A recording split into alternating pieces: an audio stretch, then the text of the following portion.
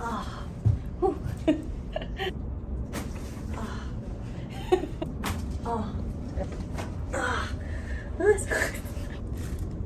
Ah. Yeah. Feels good. Ah. Grabe. Sarap. Wow. Yeah, grabe.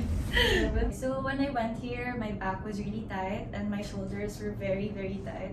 So after doing one session, it's more lighter and I feel more flexible. Kanina hindi ko parang magawa yung some range ng walang humihila. But after the session, it feels more lighter and the range is more flexible. Yeah. Overall, I'm so happy. So I'm looking forward to my next visit because I'm excited to train now na mas loose yung feeling. Thank you, Doc.